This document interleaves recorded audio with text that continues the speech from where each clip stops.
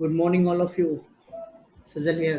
तो हम लोग आज हैं G+1 building design using AutoCAD and STAAD class के लिए, राइट। बेसिकली ये जो हमारा क्लास है ये क्या रोल प्ले करता है, कैसे कैसे इसके अंदर क्या क्या हम लोगों का जो प्रोसेस है, जब हम लोग कभी भी डिज़ाइन करते हैं, एनालिसिस करते हैं, या मान लीजिए जर्नल क्वेश्चंस रहता है इंजीनियर्स का, जब कभी भी हम लोगों का रहता है कि नहीं अभी हम लोग सिविल इंजीनियर हैं तो हमें प्लानिंग करना है। बहुत सारे लोग आते हैं, क्वेश्चन भी पूछते हैं कि बताइए सर, मतलब आप तो अभी सिविल इंजीनियर हैं, कैसे प्लानिंग करेंगे। तो आई होप सो कि आप लोग ये अपना बेस्ट देंगे। तो इस सेशन के बाद जो आपका ये सेशन है, जो क्लासेस है, इस क्लासेस के बाद एक आप बोलते हैं कंप्लीट एक पैकेज बन के तैयार हो जाएंगे और एक सेल्फ डिपेंडेंट रोल प्ले कर सकते हैं मार्केट के अंदर। ये one of the best training है सिविल सेंटर का, जो हम लोग को एक बोलते हैं ना कि एक सेल्फ डिपेंडेंट एक आइडेंटिटी प्रोवाइड करता है कि हम लोग कुछ कर सकते हैं और अपना भी कुछ स्टार्ट कर सकते हैं। तो बेसिकली इसमें क्या क्या कवर होगा, क्या क्या होगा, उन सब चीज़ों के ऊपर हम लोग डिस्कशन करेंगे। तो वन बाय वन मैं मूव ऑन करूँगा। तो जैसा कि आप लोगों को बताया भी गया है कि इस ट्रेनिंग के अंदर जो कवर होगा हमारा, वो बेसिकली जो पार्ट रहेगा वो आपका रहेगा कि आपका क्लाइंट डीलिंग, उसके बाद आपका प्लानिंग का पार्ट जिसमें वास्तु कंसिडरेशंस, जो हमारा पोजिशंस हैं, कॉलम के ओरिएंटेशंस हैं, उसके बारे में। आफ्टर दैट आपका था ड्राफ्टिंग। ड्राफ्टिंग के बाद आपका आता है कि स्टैड में डिज़ाइन, उसके बाद मैनुअल डिज़ाइन, उसके बाद मैनुअल आपका जो है वो आपका, उसके बाद मैनुअल डिज़ाइन के बाद जो आएगा वो आपका होगा कि आपका जो ड्राइंग का वर्क है वो आपका कराएंगे यहाँ। तो बेसिकली इसको जो है मैं जो कंटेंट है हमारा उसको ग्रुप में दे दिया जाएगा, आप लोग देख लेंगे। बट मेन चीज़ क्या है कि हम लोग इसमें जो कवर करने वाले हैं वो 4 फेजेस हैं। 4 फेज में हम लोग इसको कवर करेंगे। वो 4 फेज क्या है? पहला है कि हमारा क्लाइंट जो इंटरेक्शन है, क्लाइंट इंटरेक्शन फर्स्ट फेज है हमारा। सेकेंड फेज जो है हमारा है वो प्लानिंग। सेकेंड फेज हमारा प्लानिंग है।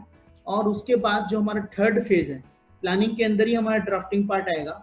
उसके बाद जो है आपका थर्ड फेज जो है वो है आपका डिजाइनिंग। डिजाइनिंग फेज जो है थर्ड है। उसके बाद फोर्थ फेज जो है उसका ड्राइंग, जो डिजाइन करेंगे उसका हम लोग का ड्राइंग जो होगा, स्ट्रक्चरल ड्राइंग जो हम लोग प्रिपेयर करेंगे, वो हमारा लास्ट फेज होगा। तो मैं पहले आपको आउटपुट्स दिखाता हूँ कि हम लोगों का जो ट्रेनिंग से आउटपुट्स निकलेगा वो आउटपुट एग्जैक्टली कैसा रहेगा। उसके बाद हम लोग स्टार्टिंग से मूव ऑन करेंगे, ठीक है। पहले फेज के ऊपर मूव करेंगे, फिर हम लोग सेकेंड फेज के ऊपर मूव करेंगे, एंड सो ऑन। ऐसे ही हम लोग आगे बढ़ते जाएंगे। तो चलिए मैं आपके साथ शेयर करता हूँ। स्क्रीन आप लोगों को दिख रहा होगा, आई होप सो। जैसा कि मैं आप लोगों को बताया कि प्लानिंग, जैसे कि ये आप यहाँ पे प्लान देख रहे होंगे, ये आपका जो इसका डायमेंशन है 30 फीट बाई आपका अराउंड 54 फीट का लेंथ है। विड्थ हमारा 30 फीट है और जो विड्थ है वो 50, लेंथ जो है वो 54 फीट है। तो ये जो प्लान आपका बना है, ऐसा प्लानिंग आप लोगों को खुद बनाना है। जो आपका फाइनल आउटपुट है, ये आपका फाइनल आउटपुट है जिसको आपको खुद ही ड्राफ्ट करना है। हम लोग ये कैसे, कहाँ, इस तक कैसे रीच करेंगे, इसको कैसे प्लान करेंगे, कैसे थिंक करेंगे, वो चीज़ हम लोग डिस्कशन करेंगे और उसको सॉर्ट आउट भी करेंगे, ठीक है। तो ये हमारा पहला आउटपुट है। उसके बाद ये आपका ग्राउंड फ्लोर था, फर्स्ट फ्लोर है। आफ्टर डैट आपका आता है कि आपका जो स्ट्रक्चरल ड्राइंग है, स्ट्रक्चरल ड्राइंग आप लोग यहाँ पे देख पा रहे होंगे। यहाँ पे आप देख पा रहे होंगे कि आपका जो है फाउंडेशन लेआउट है, उसके बाद प्लिंथ बीम लेआउट है, फिर बीम लेआउट है, फिर आपका फाउंडेशन डिटेल है। यहाँ पे आपका जो है टेबल्स हैं, कॉलम की, बीम की, फुटिंग का शेड्यूल है, फिर आपका जो आता है प्लिंथ बीम का शेड्यूल है, फिर लॉन्गिट्यूडनल सेक्शन स्लैब का है, उसके बाद आपका बीम्स का लॉन्गिट्यूडनल सेक्शन है। तो बेसिकली ये कैसे फाइंड आउट होता है, कहाँ कहाँ से डाटा हमको कैसे कलेक्ट करना है, और कौन सा डाटा हमारा प्रैक्टिकल यूज में होता है। प्रैक्टिकल यूज के लिए जो डाटा हमको चाहिए होता है वो कहाँ से फाइंड आउट होगा, this is the most important. तो उस चीज को जो है हमको ध्यान रखना है। तो ये चीज जो है आपका आउटपुट है। इस ट्रेनिंग का जो आउटपुट है वो ये दो पार्ट है, पहला आर्किटेक्चरल ड्राइंग, दूसरा आपका स्ट्रक्चरल ड्राइंग। तो ये दोनों आउटपुट है आपका इस ट्रेनिंग का, जो हम लोग 30 डेज में कवर करेंगे, सॉरी 30 आवर्स के अंदर कवर करेंगे। डेज ये आपके 25 भी हो सकते हैं, 26 भी हो सकते हैं, बट हमारा जो आवर्स रहेगा वो 30 आवर्स रहेगा। तो बेसिकली जो यहाँ पे हम लोग करने वाले हैं या जो चीज जानने वाले हैं, जैसा कि मैंने आप लोगों को बताया कि हमारा जो फर्स्ट फेज होता है, वो फर्स्ट फेज जो है वो है आपका क्लाइंट इंटरेक्शन, राइट। जैसा कि मैंने आप लोगों को बताया कि हमारा जो फर्स्ट फेज है वो है क्लाइंट इंटरेक्शन। तो क्लाइंट इंटरेक्शन में हम लोग को क्या ध्यान रखना होता है, क्या क्या चीजें हैं जिनको हम लोग को कवर करना होगा, जिससे हम लोग प्लानिंग कर पाएंगे। This is the most important thing. तो हम लोगों को जो जो चीजें ध्यान रखनी है वो एग्जैक्टली मैं आपको डिस्क्राइब करूंगा। तो आई होप सो आप लोग आज पेन और पेपर नहीं कैरी करके आए होंगे, बट नेक्स्ट टाइम से जब आप लोग क्लास में रहिएगा तो प्लीज पेन और पेपर जरूर कैरी करिए, क्योंकि जो भी डिस्कशन होगा उसमें से कुछ कुछ पॉइंट्स जो हैं मैं नोट डाउन करने के लिए बोलूंगा, क्योंकि आज मैं बोल दे रहा हूँ, कल आपके पास वो चीजें नहीं रहेंगी। और ये चीजें जो है आपको कहीं पे बुक में नहीं मिलेंगी। जितना भी डिस्कशन हम लोग का यहाँ पे होगा वो डिस्कशन जो है कभी भी आपको बुक्स में नहीं मिलेगा। This the most important thing. तो आप लोगों को जो है अपने साथ नोट्स कॉपी जो है नोट्स जो है उसको कैरी करना है। तो चलिए मैं आज का सेशन स्टार्ट करता हूँ, ज़्यादा टाइम नहीं हम लोग वेस्ट करते हैं। तो बेसिकली जो हम लोगों का मैंने जैसे आपको बताया था हमारे 4 पार्ट्स हैं। 4 पार्ट में मैंने इस ट्रेनिंग को डिवाइड किया है। पहला फेज जो है वो है हमारा क्लाइंट इंटरेक्शन, दूसरा फेज जो है वो है आपका प्लानिंग, तीसरा फेज जो है वो डिजाइन, और थर्ड फेज जो है वो है ड्राइंग। तो बेसिकली जो हमारा फर्स्ट फेज है क्लाइंट इंटरेक्शन। तो क्लाइंट इंटरेक्शन जो है उसको मैं एग्जांपल लेके स्टार्ट करता हूँ। जैसा कि मैं बोला हूँ कि आप लोगों के साथ जो भी डिस्कशन होगा वो टोटली प्रैक्टिकल होगा। तो मैं एक एग्जांपल लेता हूँ। जैसे मान लीजिए आप कंसल्टेंट हैं, just assume you are consultant. तो आप कंसल्टेंट हैं, मैं आपके पास आया, बोला कि सर मुझे एक प्लान चाहिए। तो आपके क्वेश्चंस क्या रहेंगे? मैंने बोला मुझे एक प्लान चाहिए। तो जनरली क्वेश्चंस क्या रहते हैं, किस हिसाब से रहते हैं? किसी भी प्लान को बनाने के लिए आपके क्वेश्चंस क्या रहने चाहिए, जिससे आपको थिंक करने के लिए इजी हो कि नहीं यार इसका ये रिक्वायरमेंट्स है और ये इस मतलब जगह से बिलोंग करता है, ये ऐसा ऐसा स्टैंडर्ड्स है, तो इसके हिसाब से प्लान होना चाहिए। अभी जैसे मान लीजिए मैं एक एग्जांपल और देता हूँ कि मान लीजिए कि आपने कुछ प्लान बनाया और मैंने बोला कि मुझे पसंद नहीं आ रहा है, आप जो बना रहे हैं, आप क्या दे रहे हैं मुझे, सब बकवास है। तो उसके लिए आपको क्या जानना होगा? जैसे मान लीजिए मैं एग्जांपल जो बोला ये बकवास तब बोल सकता हूँ, जैसे मान लीजिए मैंने एक प्लान आपको बोला और मैं एक बिजनेसमैन हूँ और आपने एक प्लान बनाया, फिर उसके बाद मेरे पास आया, मैंने बोला ये बकवास आइडिया है। तो आपको प्रोफेशन वाइज जो है चूज करना पड़ेगा कि जो आपका क्लाइंट है वो किस प्रोफेशन में है।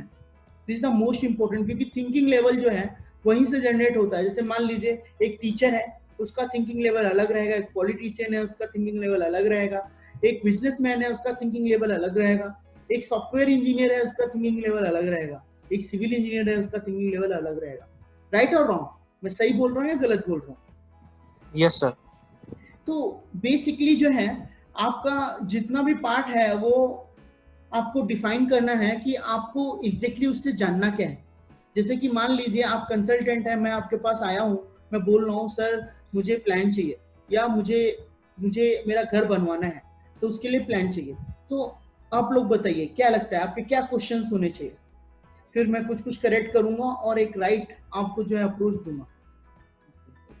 ठीक है, तो मैं इस चीज को बोलता हूं कि बेसिकली जो है हमको जो है 3 टाइप का रिक्वायरमेंट पता होना चाहिए, 3 टाइप्स का। नंबर 1 क्या है? Basic information. बेसिक इंफॉर्मेशन में क्या आएगा आपका? उसका नेम, ठीक है, उसका प्रोफेशन,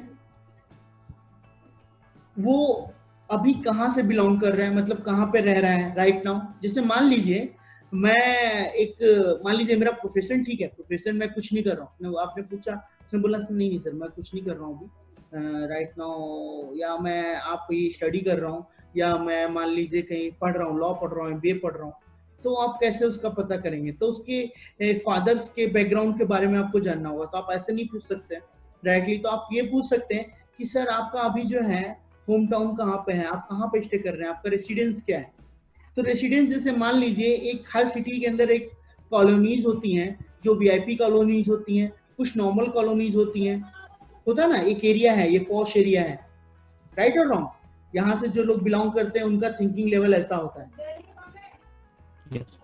जो मैं बोल रहा हूँ आपको समझ में आ रहा है? तो बेसिकली मेरा ये कहना है कि आपका जो है आपको ये पता करना होगा कि उसका जो राइट नाउ प्रेजेंट रेसिडेंस है वो कहाँ पे है, उसका प्रेजेंट रेसिडेंस कहाँ पे है वो आपको जानना होगा। उसके बाद वो कहाँ पे प्लॉट लिया है, मतलब उसका जो प्लॉट एड्रेस है वो भी आपको पता होना चाहिए। तो ये बेसिक इन्फॉर्मेशन है जिसमें मैंने आपको और भी सारे हैं, नंबर है, मोबाइल नंबर है, ईमेल आईडी है, ये बहुत सारे बेसिक इन्फॉर्मेशन है जो आप तक पहुंचने से पहले ही कलेक्ट हो जानी चाहिए। जब क्लाइंट आपके पास पहुंचे उससे पहले ही रिसेप्शन के ऊपर जो है ये बेसिक इन्फॉर्मेशन कलेक्ट हो जानी चाहिए। ये रिसेप्शन नहीं है तो आपको कलेक्ट करनी है, इज नॉट बिग डील। तो बेसिकली आपको ये बेसिक इन्फॉर्मेशन पता होना चाहिए। बेसिक इन्फॉर्मेशन क्या है कि आपका उसका नेम, उसके बाद उसका प्रोफेशन, उसके बाद वो कहाँ से, उसका रेसिडेंस कहाँ पे है, और उसका जो प्लॉट उसने परचेज किया वो कहाँ पे है। तो ये हो गया बेसिक इन्फॉर्मेशन। ये 4 पॉइंट मैंने बोले हैं, और भी आप पॉइंट्स ऐड कर सकते हैं, बट ये 4 कंपलसरी है जो आपको चाहिए, ठीक है। तो बेसिक इन्फॉर्मेशन के अंदर ये 4 पॉइंट्स जो है आपको कवर करने हैं। उसके बाद आता है आपका बेसिक इन्फॉर्मेशन हो गया, उसके बाद आता है कि आपका जर्नल इन्फॉर्मेशन। ये बेसिक हो गया, उसके बाद हम लोग मूव करेंगे जर्नल पे। तो जर्नल इन्फॉर्मेशन क्या होगी? जर्नल इन्फॉर्मेशन में आप प्लॉट के बारे में पूछेंगे, जैसे कि सर प्लॉट एरिया आपका क्या है, आप किस टाइप का बिल्डिंग चाहते हैं, रेजिडेंशियल चाहते हैं, कमर्शियल चाहते हैं, या रेजिडेंशियल कम रेंटल चाहते हैं, या होटल चाहते हैं, जो भी चाहते हैं। तो टाइप ऑफ जो आपका स्ट्रक्चर है या बिल्डिंग है वो आपको जानना होगा।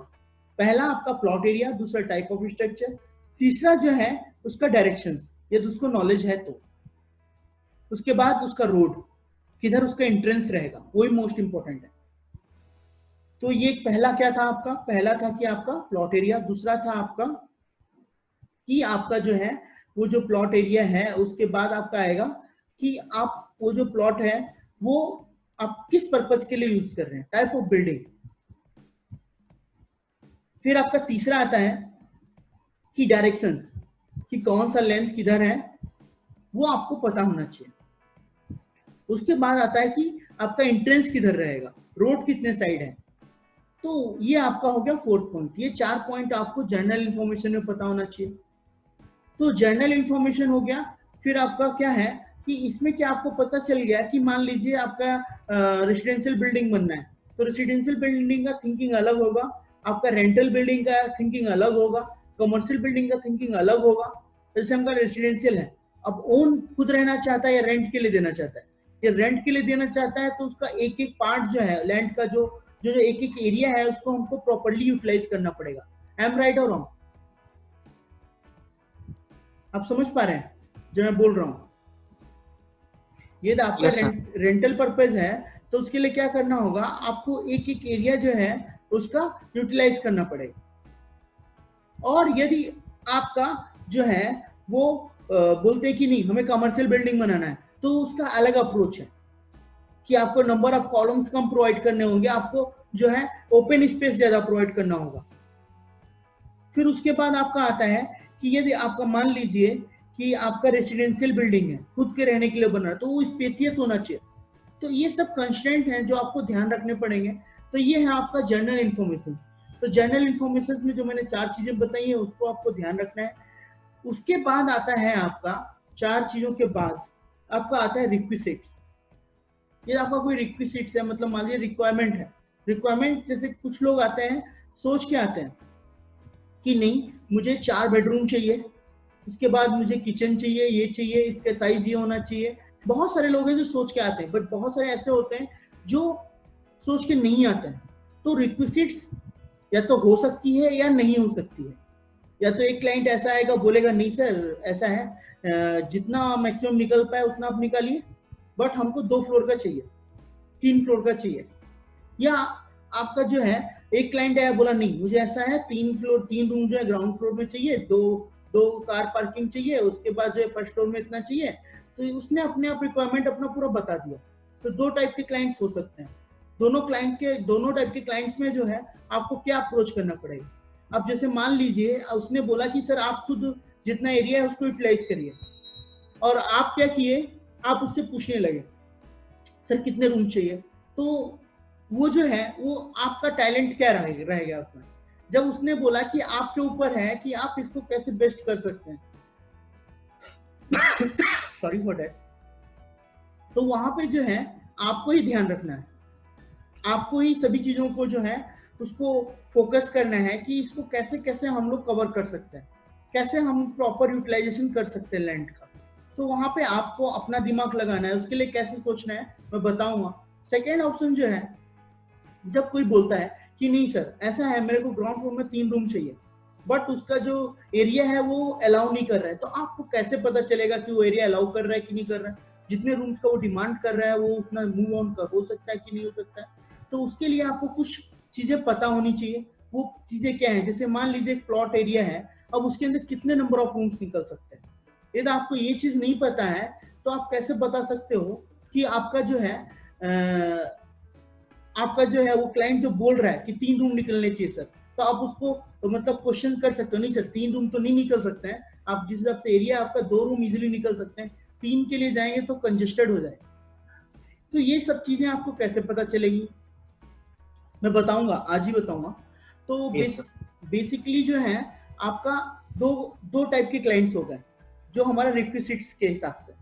ऊपर से हमारा जर्नल बेसिक इंफॉर्मेशन जो था वो सेम था, बेसिक इंफॉर्मेशन जनरल इंफॉर्मेशन, और तीसरा था रिक्विजिट्स। तो रिक्विजिट्स के अंदर कुछ स्पेशल रिक्विजिट्स होते हैं। कुछ लोगों का होता है कि वास्तु कंसिडरेशंस ध्यान रखना है कि नहीं रखना है। तो रिक्विजिट्स में हमको कुछ कॉमन क्वेश्चन है जो दोनों क्लाइंट से पूछने हैं। जैसे कि मान लीजिए सर आपका प्लानिंग होने के टाइम पे आपका वास्तु कंसिडरेशंस को ध्यान रखना है कि नहीं ध्यान रखना है। आपका जो फैमिली है वो आपका मतलब बोलते हैं ना कि आपका जो फैमिली है वो ज्यादा वास्तु मतलब या पाठ पूजा के ऊपर या पूजा के ऊपर ज्यादा ध्यान देता है कि नहीं देता है, या नॉर्मल है, नॉर्मल ठीक है। आपका ये कंसिडरेशंस है। आपको स्पेशल पूजा रूम तो नहीं चाहिए घर के अंदर, ये रेजिडेंशियल बिल्डिंग है। तो ये कॉमर्शियल है, वहां पर भी कुछ लोग क्या होते हैं पूजा स्पेस अलग से डिफाइन करते हैं। तो बहुत सारे जो जनरल आपका जो रिक्विजिट्स है उसके अंदर भी कुछ क्वेश्चंस जिनको आपको पूछना पड़ेगा। तो यदि उनको पूछ लेते हैं तो आपको क्लियर हो जाएगा कि जो चीजें आप उनसे ले रहे हैं उसके बारे में आप थिंक कर पाएंगे। तो जैसा कि मैंने पहला क्लाइंट बताया था कि उसने कुछ भी आपको डिफाइन नहीं किया, बट तब भी आप उससे पूछेंगे जरूर कि सर जो आप वास्तु के ऊपर कितना मतलब फोकस करते हैं या ध्यान रखते हैं, या आपको वास्तु का मतलब चाहते हैं कि वास्तु के हिसाब से आपका घर हो या नहीं हो, या पूजा रूम आपको कोई स्पेशल कंसिडरेशन पे चाहिए, या पार्किंग के लिए हमको कंसिडर जनरल हमको पूछना ही पड़ेगा कि सर पार्किंग के लिए कितना स्पेस आपको रिक्वायर्ड होगा। तो ये सब कुछ चीजें हैं जो हमको पूछना ही पूछना है दोनों क्लाइंट से। और जो दूसरा क्वेश्चन है जो पहला क्लाइंट था उसके साथ हम लोग को वो नहीं पूछना है, बट हमको क्या पूछना है, हमको ये पूछना है सर आपके फैमिली मेंबर्स कितने हैं। जैसे उसने बोला कि आप अपने हिसाब से एरिया यूटिलाइज करिए, ठीक है सर मैं अपने हिसाब से देता हूँ, बट कुछ रिक्वायरमेंट है जो आपको इन्फॉर्मेशन देनी पड़ेगी। सर आपका फैमिली मेंबर्स कितने हैं। अभी ये जो फैमिली मेंबर्स हैं इसमें मतलब कौन कौन है, जैसे कि मान लीजिए एक एग्जांपल लेते हैं कि मैं क्लाइंट हूँ, तो मैं आपने मुझसे पूछा कि सर आप फैमिली मेंबर में कितने लोग हैं। तो मैं बोला ठीक है मैं हूँ और मेरी वाइफ है, मेरे 2 बच्चे हैं, मेरे मम्मी पापा हैं और मेरा एक छोटा भाई एंड उसकी वाइफ है। तो टोटल कितने लोग हो गए, 8 लोग, राइट और रॉन्ग। तो 8 लोगों के हिसाब से उनकी यूटिलिटीज को ध्यान रख के हमको जो है, अभी से बच्चे हैं, बच्चे में सर दोनों आपके सन है या डॉटर भी है। तो वो बोला नहीं नहीं एक सन है एक डॉटर है। तो सबके लिए अलग अलग रिक्वायरमेंट को ध्यान रख के अलग अलग आपका बेडरूम्स का हमको प्रोविजन प्रोवाइड कर, कितने नंबर ऑफ बेडरूम चाहिए होंगे वो हमको ध्यान रखना पड़ेगा। तो वो डिपेंड करता है कि आपका क्लाइंट नंबर 1 का है या नंबर 2 टाइप का है। तो नंबर 1 का है तो हमको ऐसे अप्रोच करना है, राइट है। एंड नंबर 2 का है तो हमको उससे रिक्वायरमेंट्स ले लेनी है, पूछ लेना है, और जो वहां पे क्वेश्चन उठ रहा था कि इतने नंबर ऑफ रूम्स आपके निकल सकते हैं, तो उसका क्या होता है कि आपका कोई भी प्लॉट एरिया हो, मतलब कोई भी प्लॉट एरिया हो, बट वो बिल्टअप एरिया होना चाहिए। बिल्टअप एरिया का आपका 30 से लेके 40% के बीच में जो है बेडरूम का एरिया वेरी करता है। जैसे मान लीजिए, जस्ट इमेजिन एक आपका प्लॉट है, मैं आपको दिखाता हूं, एक सेकेंड। मान लीजिए आपका एक प्लॉट है, ये आपका एक प्लॉट है। अभी इस प्लॉट के अंदर जो है ये डायमेंशन जो है आपका है 40 फीट का, और ये डायमेंशन है 50 फीट का। अब जो मैं बिल्टअप करूंगा, मतलब ये तो हमारा था प्लॉट, जो मैं कंस्ट्रक्शन करने वाला हूं वो कंस्ट्रक्शन में करूंगा इस एरिया के ऊपर। तो इसमें क्या है, ये एरिया जो है हमारा, ये हो गया 35 फीट, और ये हमारा हो गया 40 फीट या 42 फीट मान लीजिए। तो अभी जैसे कि मैंने आपको बताया था कि ये आपका 42 हो गया और ये आपका हो गया 35 फीट। तो 42 इंटू 35 कितना होता है, बता पाएगा कोई?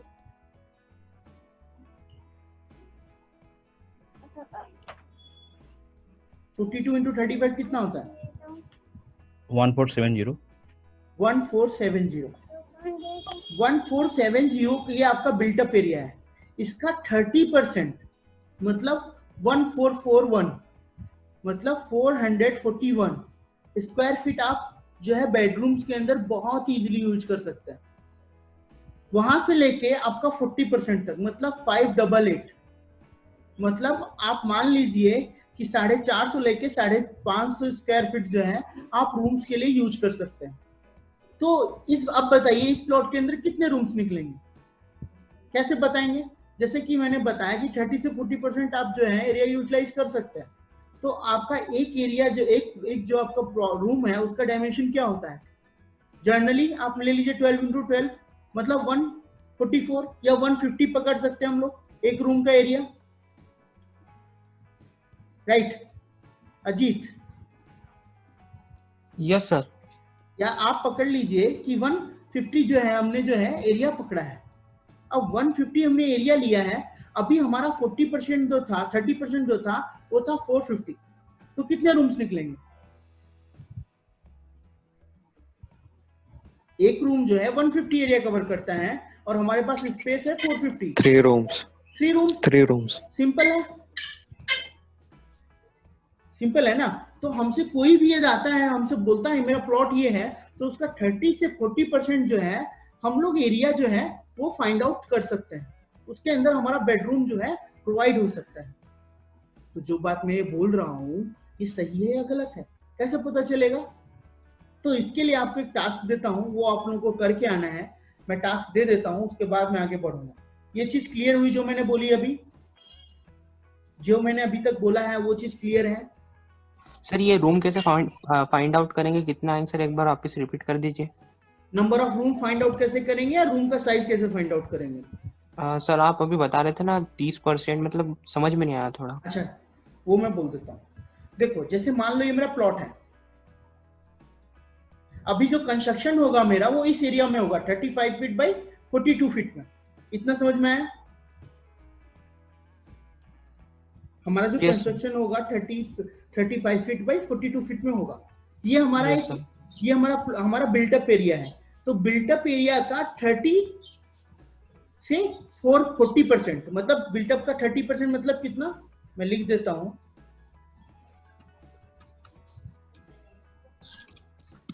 बिल्टअप एरिया, जो बिल्टअप एरिया रहेगा वो हमारा क्या होगा 34 फीट इंटू 42 फीट। कितना बताया था सूरज एरिया है? तो ये हमारा हो गया कि हमारा ये प्लॉट का जो है एरिया है। अभी आता है इस प्लॉट का एरिया का मतलब जो रूम का एरिया होगा, टोटल रूम का area.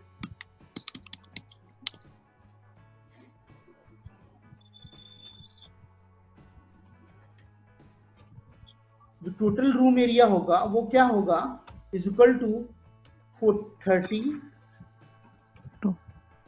30% of built up area.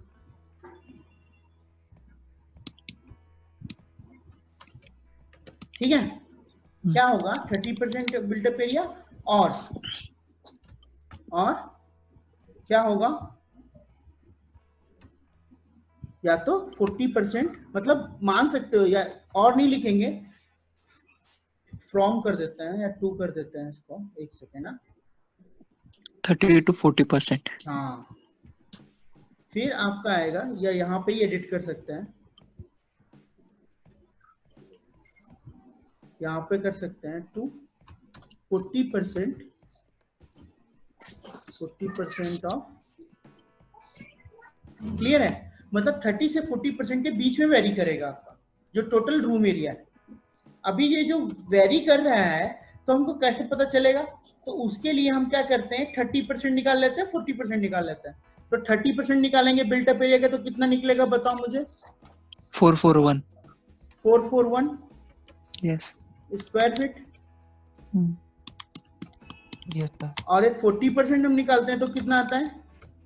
588। 588। तो ये हमारा रेंज है, ठीक है। तो मैं बोल रहा हूं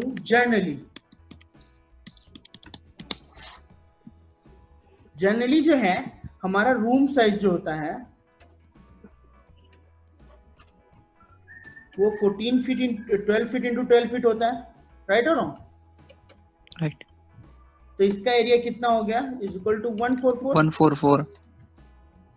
इसको हम लोग अप्रोक्सीमेटली क्या कर सकते हैं, 150 ले सकते हैं। Yes sir.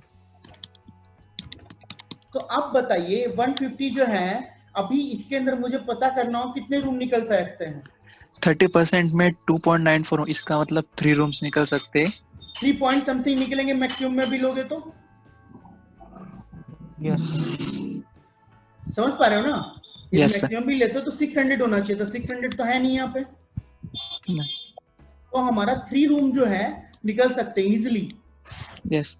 तो मेरा यही कॉन्सेप्ट था कि हम लोग, अब कोई भी प्लॉट एरिया हो मेरा, अब मान लो मेरा एरिया है 5000 स्क्वायर फीट, तो 5000 का 30% कितना हुआ? 1500। यस। तो 1500 में कितने रूम निकल सकते हैं? 10 रूम निकल सकते हैं, यस सर। राइट और wrong? Yes. Yes sir. Yes. तो अभी आपको कोई भी एरिया बोले, हम निकाल बता सकते हो कितने रूम निकलेंगे? Yes sir. हाँ, दैट्स द। Yes sir. तो बट ये जो मैं बोल रहा हूँ ये सही है या गलत है, कौन बताएगा? ये जो मैं आपसे बोला इसको चेक कैसे करेंगे? जो चीज मैं बोल रहा हूँ ये सही है या गलत है, कैसे चेक करेंगे? उसके लिए आपको क्या करना होगा, एक टास्क करना होगा। उस टास्क को आप लोग करेंगे, आपको खुद पता चल जाएगा कि सजल सर जो बोले हैं वो राइट है या रॉन्ग है। Yes sir. आप लोग रेडी हैं टास्क के लिए? ये मैं आपको शेयर करता हूँ, टास्क को शेयर करता हूँ कैसे आपको क्या टास्क करना है। टास्क कुछ ऐसा है, आपको कहाँ जाना है, गूगल में जाना है। गूगल में जाके क्या सर्च करना है, गूगल में जाके आपको सर्च करना है 2D floor plan, 2D floor plan. Okay. या प्लान लिख दीजिए, बिल्डिंग प्लान लिख दीजिए कोई।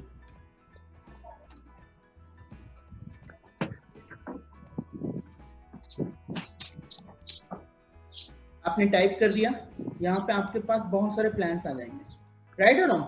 यहाँ पे बहुत सारे प्लान्स आ गए, तो आपको क्या करना है, ये एक प्लान है, जैसे मान लीजिए आपको दिख रहा है। Yes sir. ये प्लान है, अब इसके अंदर रूम का एरिया आपको है, जिसके अंदर रूम का एरिया मिल जाए, और आपका total plot area. Yes sir.